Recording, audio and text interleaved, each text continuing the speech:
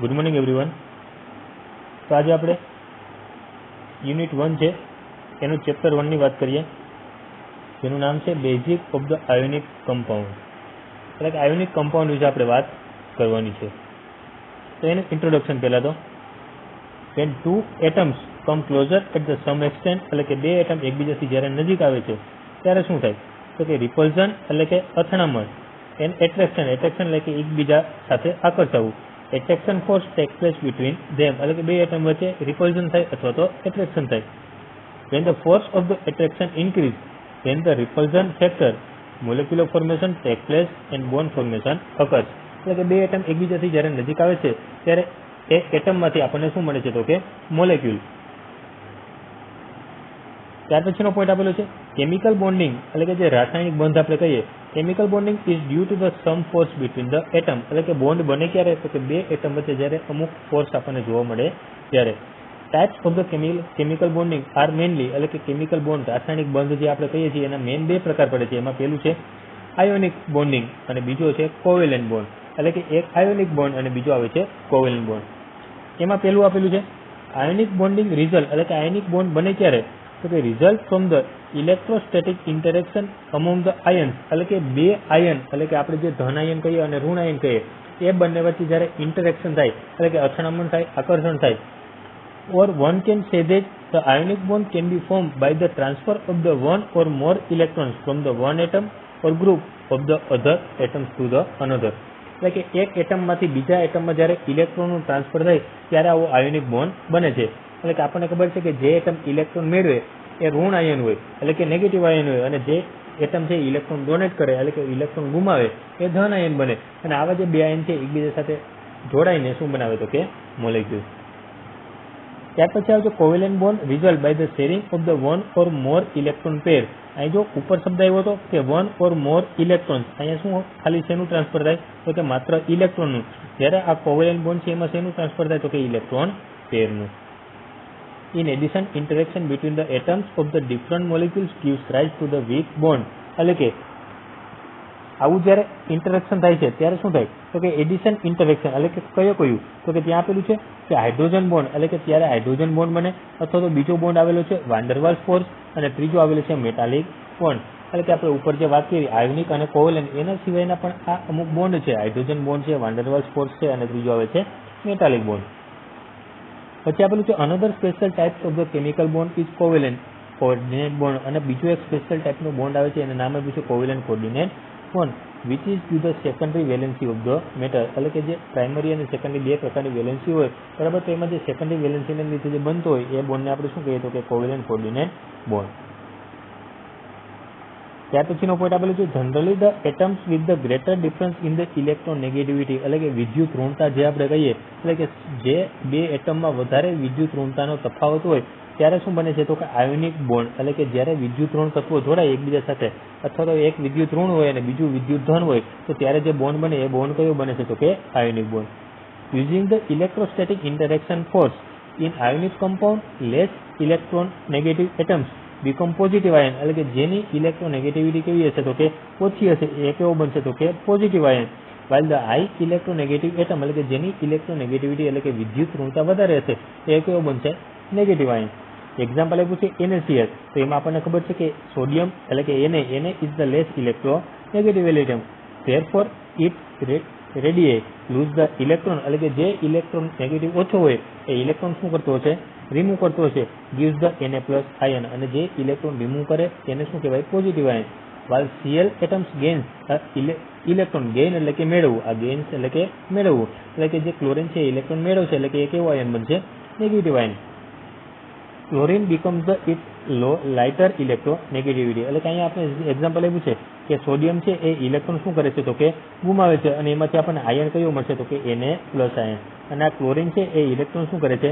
મેળવે છે, એટલે કે એમાંથી આયન શું મળશે આપણે? Cl માઇનસ આયન, એટલે કે એક આ Na પ્લસ જોડાશે અને બીજું કોણ જોડાશે? આ Cl માઇનસ, એટલે કે એ જોડે ને આપણને શું આવી જશે? તો કે NaCl। ત્યાર પછી આપેલું છે characteristic of the ionic solid, એટલે કે એની લાક્ષણિકતા। એમાં પેલું આપેલું છે ક્રિસ્ટલ સ્ટ્રક્ચર, એટલે કે એનું જે સ્ટ્રક્ચર હોય એ કેવું હોય? તો કે ક્રિસ્ટલ હોય। Almost all ionic compound are solid. મોટાભાગના આયોનિક કમ્પાઉન્ડ કેવા હોય છે તો કે solid. They consist of the solid aggregates of the cations. Aggregates એટલે કે એનું જે બંધારણ છે એમાં શું આવેલું હોય તો કે કેટાયન અને anion. Arrange in the well organise manner is known as the crystal lattice. એટલે કે જ્યાં કેટાયન અને એનાયન એકબીજા સાથે વ્યવસ્થિત રીતે ગોઠવાયેલા હોય એ જે બંધારણ બને એનું નામ શું આપ્યું છે? Crystal lattice. In crystal lattice, cations and anions are positioned alternatively. Alternatively એટલે કે એક cation હોય અને એક શું ગોઠવાયેલું હોય? Anion. The smallest part of the lattice in which each cation is surrounded by the fixed number of the anion and each anion is surrounded by the fixed number of the cation which show all the properties of the ionic solid is known as the unit cell. એટલે કે આપણે જે ગુજરાતીમાં કહીએ એકમ કોષ. એટલે કે એક એનાયન છે એ અમુક સંખ્યામાં કેટાયન વડે જોડાયેલો હોય અને એક કેટાયન છે અમુક સંખ્યામાં કેટાયન વડે ઘેરાયેલો હોય. તો એ જે એનો જે એરિયા બને છે એને નામ શું આપ્યું છે? Unit cell.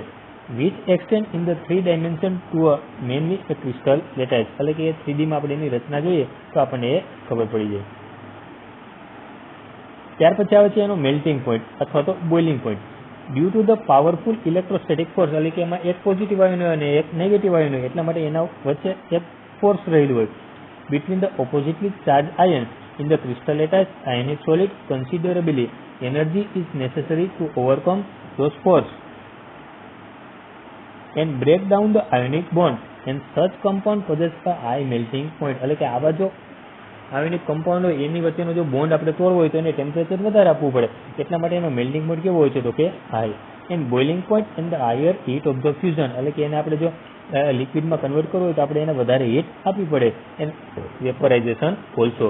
એટલે કે એનું જે ટેમ્પરેચર પડે એને કેવું આપવું પડે તો કે વધારે. ત્યાર પછી આવે છે conductance. In solid state there are no free ions. એટલે કે એમાં કોઈ ફ્રી આયન આપણને જોવા મળતા નથી. બધા પોઝિટિવ અને નેગેટિવ આયન એકબીજા સાથે જોડાયેલા હોય છે. Ionic solid have the extremely low conductance. એટલે કે એનું જે કન્ડક્ટન્સ છે એટલે કે એ કેવું છે તો કે ઓછું છે. એટલે કે વાહકતા. But when the ionic compound is in Moulton state. Moulton એટલે કે આપણે ઓગાળી નાખીએ એ સ્ટેટ એટલે કે liquid state. It is dissolve in the any solvent with the high dielectric constant. એટલે કે એને આપણે કોઈ સોલ્વન્ટમાં આપણે ડિઝોલ્વ કરી દઈએ તો એનો ડાયઇલેક્ટ્રિક કોન્સ્ટન્ટ કેવો છે તો કે વધી જાય. Such as water and binding force in the crystal lattice are overcome and ions become mobile. એટલે કે જો આપણે જે સોલિડ કમ્પાઉન્ડ હોય એમાં એવી મોબિલિટી આપણને એટલે કે એમાં આયન ફ્રી આયન આપણને જોવા મળતા નથી. પરંતુ આ જે સોલિડ કમ્પાઉન્ડ છે એને કોઈ સોલ્વન્ટમાં આપણે ડિઝોલ્વ કરી દઈએ તો પછી એમાં આપણે ફ્રી આયન જોવા મળે છે. Under the influence of the applied electric field ions become the charge. એટલે કે ઇલેક્ટ્રિક ફિલ્ડ ત્યાં જનરેટ થાય એટલે કે આયન છે એ કેવા થઈ તો કે ચાર્જ. ચાર્જ એટલે કે એમાં પોઝિટિવ ચાર્જ આવે અથવા તો negative charge. Are attract toward the electrodes and thus they act as a carrier of the current. એટલે કે જો પોઝિટિવ આયન હોય તો એ નેગેટિવ ઇલેક્ટ્રોડ તરફ આકર્ષાય અને જો નેગેટિવ આયન હોય તો એ પોઝિટિવ ઇલેક્ટ્રોડ તરફ આકર્ષાય છે. Hence in the molten state or in the solution ionic compound show the conductivity. એટલે કે સોલિડ હોય ત્યારે એમાં કન્ડક્ટિવિટી જોવા મળતી નથી. કન્ડક્ટિવિટી એટલે કે વાહકતા. પરંતુ જો એને આપણે લિક્વિડ કરી નાખીએ તો એમાં કન્ડક્ટિવિટી જોવા મળે છે. ત્યાર પછી આવે છે solubility. Almost all ionic compounds give the solution with the polar solvent. એટલે કે શેમાં સોલ્યુબલ થાય છે તો કે પોલાર સોલ્વન્ટમાં.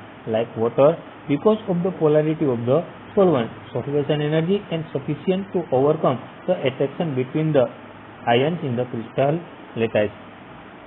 પછી આપેલું છે molecules of the polar solvent interact strongly with the ions of the crystal and another factor that favors the solubility is the high dielectric constant. એટલે કે જો એને આપણે સોલ્વન્ટમાં ડિઝોલ્વ કરીએ તો એનું ડાયઇલેક્ટ્રિક કોન્સ્ટન્ટ શું થાય છે તો કે ઇન્ક્રીઝ થઈ જાય છે. of the polar solvent such as water, since this weakens the inter-ionic interaction in the ionic solid and resulting the solution. એટલે કે જે બે આયન હોય એના વચ્ચેનું જે ઇન્ટરેક્શન છે એ તોડી નાખે, એટ્રેક્શન છે એ ઓછું કરી નાખે, એટલે કે એ કમ્પાઉન્ડ કેવો થઈ જાય? Soluble. Non-polar solvents are very poor solvent for the ionic solid because of their very low dielectric constant. Example આપેલું છે બેન્ઝીન અને CCl4. Ionic compounds such as BaSO4 એટલે કે બેરિયમ સલ્ફેટ and HrSO4 એટલે કે સ્ટ્રોન્શિયમ sulphate are insoluble in the water. એટલે કે આ બે કમ્પાઉન્ડ છે વોટરમાં કેવા છે? ઇન્સોલ્યુબલ.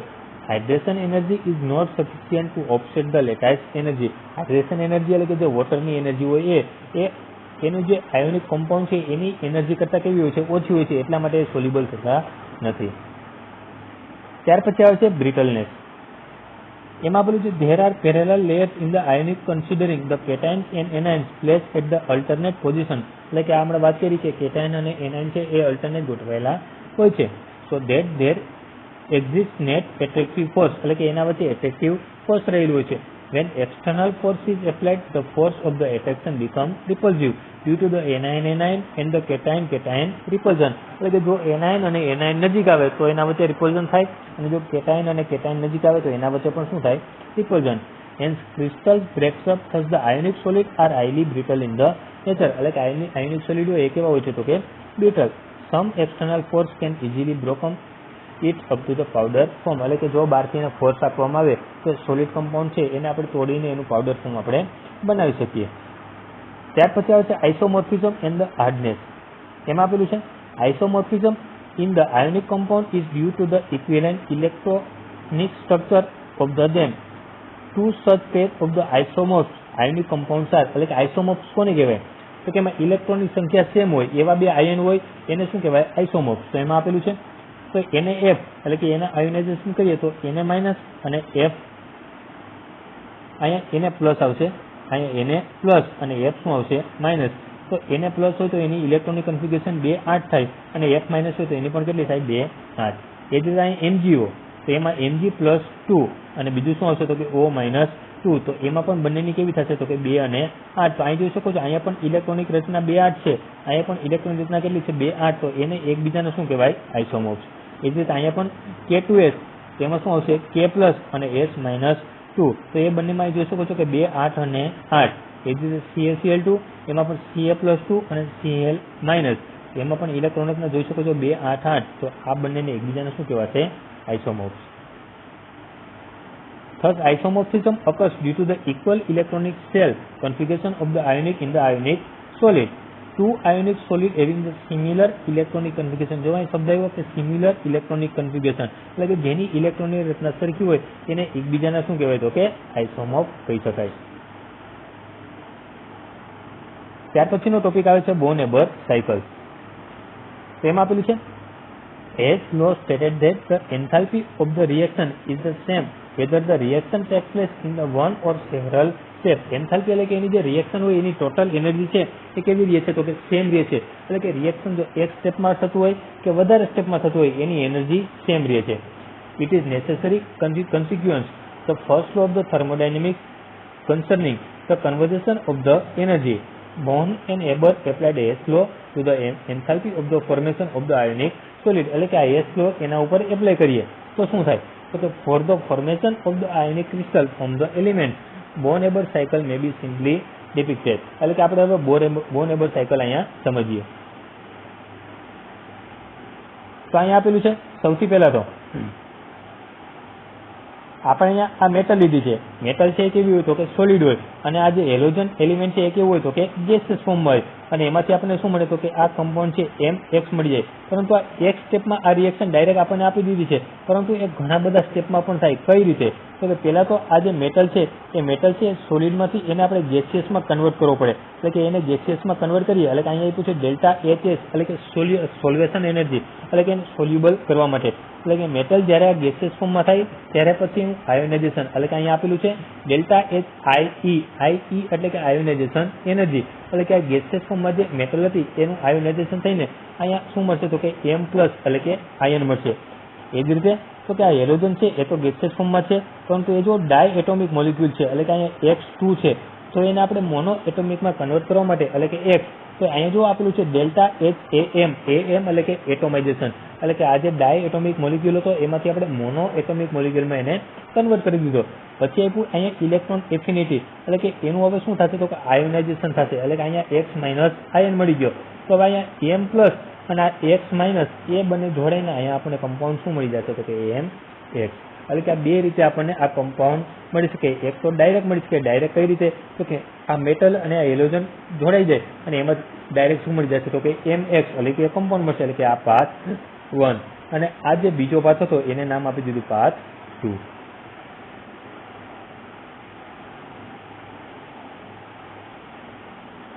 અહીં આપેલું છે ઇટ ઇઝ નેસેસરી ધેટ એટલે કે ડેલ્ટા એફ એટલે કે ડેલ્ટા એચ એફ એટલે કે હીટ ઓફ ફોર્મેશન. એમાં કઈ એનર્જી થાય તો કે હીટ ઓફ સોલ્યુબિલિટી એટલે કે એચ એચ, એના પછી એટોમાઇઝેશન એટલે કે એમ, એના પછી આયોનાઇઝેશન એટલે કે આઈ, પછી ઇલેક્ટ્રોન એફિનિટી એટલે કે ઈ એ, અને છેલ્લે યુ એટલે કે એને નામ આપ્યું છે લેટાઇઝ એનર્જી. એટલે કે આ બધી ટોટલ એનર્જી. પછી આપણે where delta H M is the atomization energy of the metal and non metal. For the metal atomization energy is delta H AU is equivalent to the enthalpy of the sublimation. Sublimation એટલે કે આપણે જે solid compound હોય એમાં જો એની આજુબાજુ જો આપણે ડાયરેક્ટ ગેસિયસ ફોર્મમાં કન્વર્ટ થઈ જાય તો એને શું કહેવાય તો કે સબ્લિમેશન. પછી આપણે for diatomic molecules metal which vaporize to the form monoatomic gases એટલે કે જે ડાયએટોમિક મોલિક્યુલ હતો એને કન્વર્શનમાં કરવો પડે આપણે મોનો એટોમિક ગેસમાં. It is necessary to know that if the sublimation occurs to the diatomic molecule means કે M2 then the dissociation enthalpy of the reaction must also be included is the delta HD એટલે કે એક energy આપણે add કરવી પડે એટલે કે delta HD. એ કોના માટે તો કે જો મેટલ આ ડાયએટોમિક મોલિક્યુલ હોય તો એને આપણે જો મોનોએટોમિક મોલિક્યુલમાં કન્વર્ટ કરવો હોય તો. ત્યાં હવે એક એક્ઝામ્પલ લીધું છે NaCl નું એક્ઝામ્પલ લઈને બોનેબર સાયકલ આપી છે. તેમાં સૌથી પહેલું તો આ જ હોય એને સોડિયમ મેટલ અને ક્લોરિન છે એ ડાયએટોમિક મોલિક્યુલ છે. તો એ બંનેને ભેગા કરીને આપણે ડાયરેક્ટ એક જ સ્ટેપમાં આપણે આ NaCl આપણે મેળવી શકીએ છીએ. તો આ NaCl તો આ આપી દીધું part 1.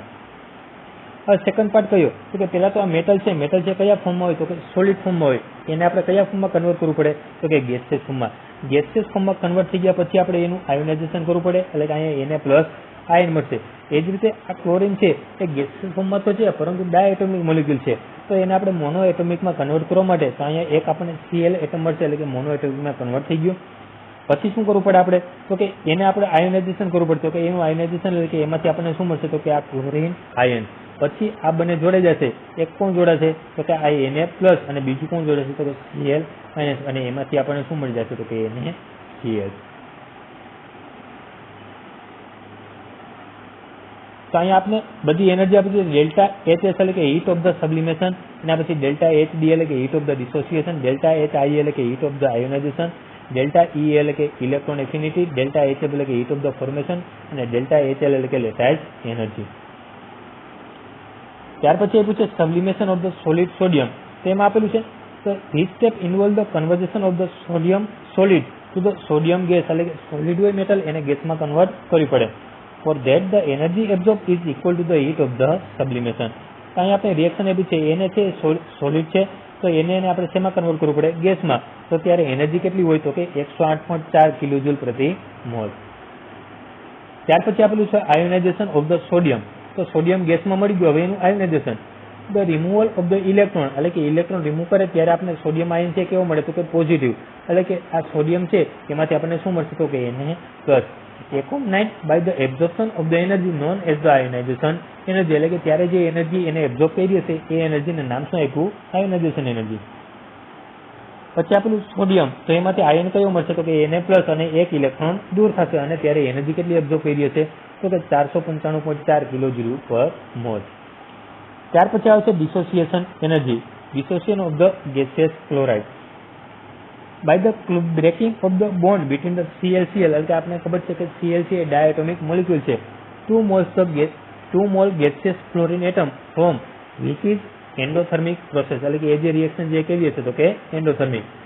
Energy absorbed is the dissociated Cl2 molecule yielding the chlorine is known as the delta HD એટલે કે ત્યારે જે એને એનર્જી એબ્ઝોર્બ કરી હશે એને નામ શું આપ્યું છે ડેલ્ટા HD. તો એની રિએક્શન આપી છે 1/Cl2 એમાંથી આપણે એક ક્લોરીન મળી ગયો તો એ જે એનર્જી છે એ કેટલી હશે તો કે 120.9 કિલોજૂલ પર મોલ. ત્યાર પછીનું સ્ટેપ આપ્યું છે conversion of the gaseous chlorine to the chlorine ion by accepting the electron એટલે કે જ્યારે એનાયન બનાવવો હોય ત્યારે એ ઇલેક્ટ્રોન મેળવે છે તો કે chlorine will be converted to the Cl- ion.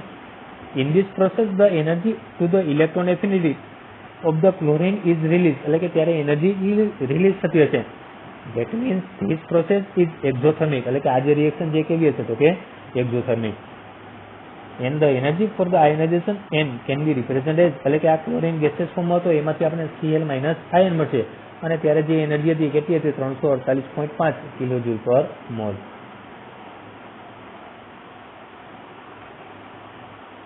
પછીનું આપેલું છે તો કે combination of the gaseous ion એટલે કે જે Na પ્લસ આયન મેળવ્યો અને Cl માઇનસ આયન મેળવ્યો એનું કોમ્બિનેશન. તો કે Na plus and the Cl minus combine to form the 1 mole of the NaCl. એમાંથી આપણને શું મળશે? NaCl. This process is accompanied by the release of the energy equivalent to the lattice energy U. એટલે કે જે total energy હશે કેટલી હશે? U જેટલી.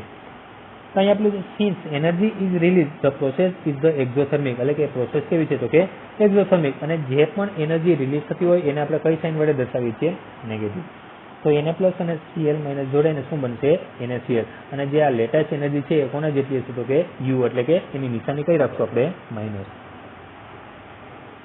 પછી આપણું છે when all the steps are arranged in the crystal form it is clear that there are two different paths of the process. એટલે કે આ બધી જે રિએક્શન છે એ બે ડિફરન્ટ પાથમાં કરી શકીએ છીએ. as both the process independent of the each other. બંને પ્રોસેસ છે કેવી છે? એકબીજાથી independent. the heat of the formation can be calculated by applying the H law. એટલે કે ટોટલ જે હીટ ગણવી હોય તો આપણે કયો લો નો યુઝ કરી શકીએ? H law of the heat summation. the heat of the formation of the NaCl via path 1 must be equal to the summation of the heat change during the path 2. એટલે કે બંને પાથમાં એનર્જી હશે એ કેવી હશે? તો કે સેમ હશે. એટલે કે ડેલ્ટા HF એટલે કે હીટ ઓફ ધ ફોર્મેશન. તો કોનો સરવાળો કરવો પડે? તો કે delta HS, delta HD, delta HIE અને ડેલ્ટા HEA અને છેલ્લે શું આવશે? તો કે U એટલે કે લેટાઇસ એનર્જી. તો એ ટોટલ એનર્જી આપણને શું મળે? તો કે હીટ ઓફ ધ ફોર્મેશન. અહીંયા આપેલું છે here U is the enthalpy of the formation. U છે એને નામ છે પૂછે enthalpy of the formation of the ionic compound calculated with the accuracy of a few percentage by means of the Born equation. the value of the U for the NaCl એટલે કે જે latest energy છે એની જે value છે એ કેટલી આપેલી છે? તો કે -753.3 કિલોજૂલ પર mall. the summation resulted is -381.1 કિલોજૂલ પર મોલ while એક્સપેરિમેન્ટલ વેલ્યુ એટલે કે પ્રાયોગિક વેલ્યુ અને પ્રયોગ કરીને જે વેલ્યુ મેળવી એ કેટલી મેળવી એને? તો કે -410.9 કિલોજૂલ પર મોલ. એટલે કે આ પ્રેક્ટિકલ અને થિયરિટિકલ વેલ્યુ છે એમાં ડિફરન્સ આવી શકે. ત્યાર પછી આવે છે application of the lattice energy and the Born Haber cycle. તો એમાં આપેલું છે properties like the solubility of the ionic compound એટલે કે કેટલો સોલ્યુબલ થઈ શકે છે. એના પછી આવે છે stability of the ionic compound can be explain on the basis of the lattice energy. The solubility of the ionic compound is good in the polar solvent. એટલે કે મોટાભાગના આયોનિક કમ્પાઉન્ડ છે શેમાં ડિઝોલ્વ થાય છે? તો કે પોલાર સોલ્વન્ટમાં. એન્ડ પુઅર એટલે કે ઓછા સોલ્યુબલ એ શેમાં થાય? તો કે નોન પોલાર સોલ્વન્ટ. પછી આપેલું any compound dissolve in a solvent due to the strong interaction between the solvent and the ionic ions resulting the solvation. The ion formation takes place when the lattice gets rupture and this rupture is due to the ion solution energy. rupture એટલે કે break down થવું એટલે કે જે ion છે એ ion શું થઈ જાય? તો કે બ્રેક થઈ જાય.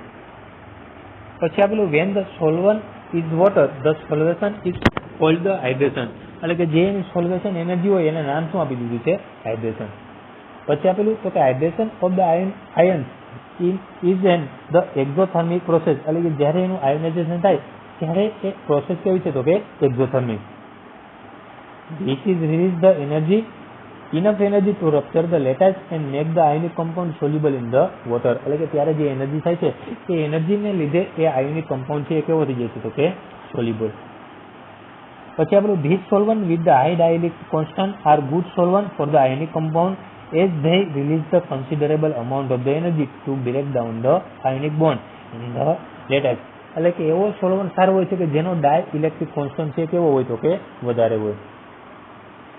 The energy higher than the lattice energy એટલે કે લેટાઇસ હોય એટલે કે જે આયોનિક સોલિડ છે એને જો સોલ્યુબલ કરવો હોય તો એની જે સોલ્વેશન એનર્જી છે એ એના કરતાં કેવી હોવી જોઈએ? વધારે. પછી આપેલું the stability of the ionic solid increase with the increase in the lattice energy. એટલે કે જેમ જેમ લેટાઇસ એનર્જી ઇન્ક્રીઝ થાય એમ આયોનિક સોલિડ હોય એની સ્ટેબિલિટી કેવી થાય? તો કે increase. with the increase in the lattice energy attraction between the ionic also increase. એટલે કે આયન છે એની એનર્જી પણ શું થાય છે? તો કે ઇન્ક્રીઝ થાય. અને magnetic of the melting point, boiling point, heat of the formation, heat of the sublimation etc. એટલે કે આ બધું શું થાય છે? તો કે ઇન્ક્રીઝ થાય છે. rise એટલે કે increase in the all the values make the ionic compound more stable. એટલે કે આ બધી વેલ્યુ જો ઇન્ક્રીઝ થાય તો એ આયોનિક કમ્પાઉન્ડ કેવો હોય? તો કે સ્ટેબલ હોય છે. Thus the compound with the high lattice energy will have the high stability. એટલે કે એવા ionic compound છે એની stability કેવી હોય છે તો કે વધારે. પછી આ પેલું Bohr-Haber cycle is useful to calculate the formation energy of the any ionic compound as given in the explanation of the Bohr-Haber cycle. When the formation energy is known, lattice energy can be calculated. એટલે કે કોઈ પણ ionic compound છે એની જો આપણે formation energy calculate કરવી હોય તો આપણે એની લેટાઇસ એનર્જી આપણે કેલ્ક્યુલેટ કરી શકીએ. અહીં એક્ઝામ્પલ આપ્યું છે તમને KCl. તો KClમાં હીટ ઓફ ફોર્મેશન તમને આપી દીધું છે. હીટ ઓફ ફોર્મેશન કેટલી આપ્યું છે તો કે 76.5 કિલોકેલરી પર મોલ. સબ્લિમેશન ઓફ ધ એન્થાલ્પી એવી છે 21.5. એના પછી IP એટલે કે આયોનાઇઝેશન પોટેન્શિયલ કહેવાય એને 100 કિલોકેલરી પર મોલ. એના પછી dissociation energy of the chlorine IP છે 58. એના પછી ઇલેક્ટ્રોન એફિનિટી આપી છે 87. and calculate the lattice energy of the KCl. આપણે KCl છે એની લેટાઇસ એનર્જી કેલ્ક્યુલેટ કરવાની છે. તો આ બધી વેલ્યુ તમને આપી દીધી છે. તો હવે આપણે ઇક્વેશન મૂકીએ. તો ઇક્વેશન આપણી પાસે આ રીતે છે. પહેલું તો આપણી પાસે આ ઇક્વેશન મૂકવું તો K + 1/2 KCl. તો એમાંથી આપણે રિએક્શનમાં પ્રોડક્ટ શું મળશે તો KCl. અહીં ડેલ્ટા H એટલે કે હીટ ઓફ ફોર્મેશન આ બધાનો સરવાળો કરવો પડશે એટલે કે ડેલ્ટા HS. એના પછી ડેલ્ટા HD એની અહીંયા આગળ વનાથા માટે લખ્યું તો કાંઈ ક્લોરીન છે ડાયનેમિક મોલિક્યુલ છે તો એની એનર્જી આપણે અડધી કરવી પડે. પછી આવે છે ડેલ્ટા HIP, ડેલ્ટા HE અને ડેલ્ટા HL. તો આ બધાની વેલ્યુ આપણે મૂકી દઈએ તો એમાં શું થશે તો કે એનો આન્સર આપણને કેટલો મળ્યો તો કે -140 કિલોકેલરી પર મોલ. ત્યાર પછી આપણે આપ્યું છે calculate the electron affinity of the fluorine in the NaF. એટલે કે NaFમાં આપણે ફ્લોરિન છે એની ઇલેક્ટ્રોન એફિનિટીની વેલ્યુ કરવાની છે. તો એમાં બધી વેલ્યુ આપી છે. ડેલ્ટા HSની વેલ્યુ આપી છે 26. પછી ડેલ્ટા HEની વેલ્યુ આપી છે 118. એના પછી ડેલ્ટા HD આપી છે 38. એના પછી લેટાઇસ એનર્જી આપણે આપી દીધી છે 152. તો સેમ એ જ રીતે આપણને આ બધી વેલ્યુ આપણે આપી દીધી છે. આપણે શું ફાઇન્ડ કરવાનું છે તો કે ડેલ્ટા HEA. તો ઇક્વેશન આપણે આપ્યું છે Na + 1/2 F2 તો NaF. તો આ બધાની વેલ્યુ ઇક્વેશનમાં આપણે મૂકીએ તો આપણને આન્સર અહીંયા કેટલો મળે છે તો કે -79.2. એ આપણને કોની વેલ્યુ મળી તો કે delta HEA of the fluorine. એ કેટલી મળી તો કે -79.2.